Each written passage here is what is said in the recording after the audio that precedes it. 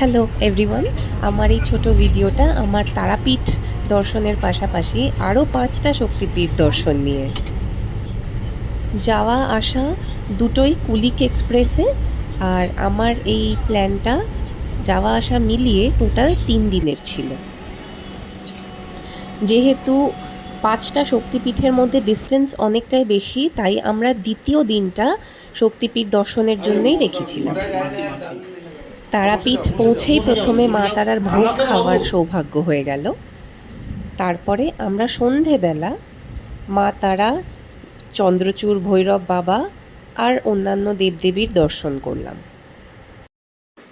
দ্বিতীয় দিন একদম সকাল সকাল আমরা পৌঁছে গেলাম নলাটেশ্বরী মায়ের মন্দিরে। এই মন্দিরটা ওয়েস্ট বেঙ্গলের বীরভূম ডিস্ট্রিক্টে লোকেটেড। জায়গার নাম নলহাটি, মায়ের নাম নলহাটেশ্বরী। তার কারণ এই জায়গায় দেবী সতীর নলি বা গলার নল পড়েছিল। মন্দিরে প্রবেশ করে প্রথমেই দেখা যায় বিশাল নাট মন্দির, তারপরে মায়ের হাড়িকাঠ, তারপরে সিঁড়ি দিয়ে উঠে মায়ের মন্দির। মায়ের মন্দিরের চারপাশে পরিক্রমা করার জায়গা আছে, যেটা সুন্দর 10 অবতারের কার্ভিংস দিয়ে সাজানো। এখানে মায়ের বিগ্রহ একটি পাথর, তার ওপরে ধাতুর ত্রিনয়না জীব নিয়মিত সিঁদুর পরানোয় লাল হয়ে উঠেছে। প্রচলিত আছে এই বিগ্রহের নিচে রয়েছে আসল নলটি, যেখানে অজস্র জল, দুধ যাই ঢালা হয় কখনোই উপচে পড়ে না। এরপর আমরা চলে গেলাম যোগেশ ভৈরবের দর্শন করতে। মানা হয় ভৈরব দর্শন না করলে মায়ের দর্শনও অসম্পূর্ণ থাকে। বাবার পুজো করে আমরা চলে গেলাম আমাদের পরের ডেস্টিনেশন নন্দিকেশ্বরী মাতার মন্দিরে। মায়ের এই মন্দিরটা ওয়েস্ট বেঙ্গলের বীরভূম ডিস্ট্রিক্টের সাঁইথিয়াতে লোকেটেড। এখানেও মায়ের কোনো বিগ্রহ নেই। এই ব্রহ্মশিলায় মায়ের পুজো হয়, যেটা অরিজিনালি একটা ব্ল্যাক স্টোন। এখানেও নিয়মিত সিঁদুর দিয়ে পুজো করার ফলে এটা লাল হয়ে উঠেছে। এই মন্দিরে মায়ের সাথে থাকেন নন্দিকেশ্বর ভৈরব বাবা। এখানে দেবী সতীর কণ্ঠহার পড়েছিল।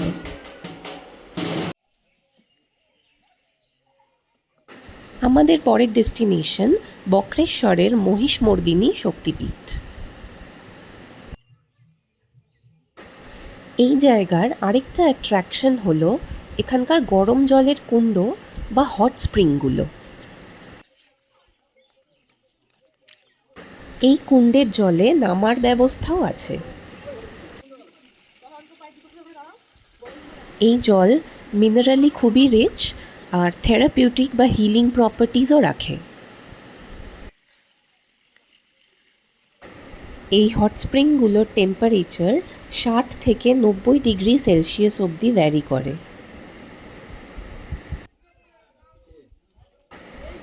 এই অপূর্ব জিওথার্মাল অ্যাক্টিভিটিটা এত কাছ থেকে এক্সপিরিয়েন্স করার পর আমরা মন্দিরে ঢুকলাম দর্শনের জন্য।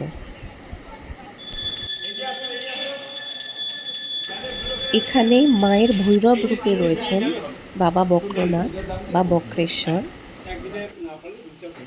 ধাতুর কেসের নিচে একটু ঝুঁকে দেখতে হয় বাবাকে।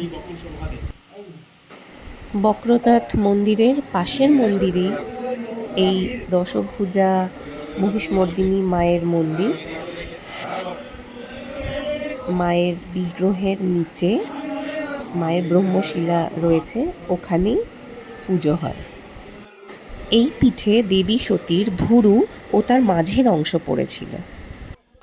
বক্রেশ্বর মন্দির থেকে বেরিয়ে আমরা লাঞ্চ করার অপশান পাই, তাই ওখানেই খাওয়া দাওয়া সেরে আমরা চলে আসি কঙ্কালীতলায় কঙ্কালী মায়ের দর্শন করতে। মায়ের এই মন্দির শান্তিনিকেতন বোলপুর থেকে 10 কিলোমিটার দূরে লোকেটেড। এখানে মায়ের কোনো বিগ্রহ নেই, মা কালীর একটি ছবিতে পুজো করা হয়। বলা হয় দেবী সতীর কোমরের কঙ্কাল পরে এই কুণ্ডটা তৈরি হয়েছিল, আর আজও সেই কঙ্কাল এই কুণ্ডে আছে। আমাদের এই ট্রিপের একদম লাস্ট ডেস্টিনেশন ছিল ফুল্লরা মায়ের মন্দির।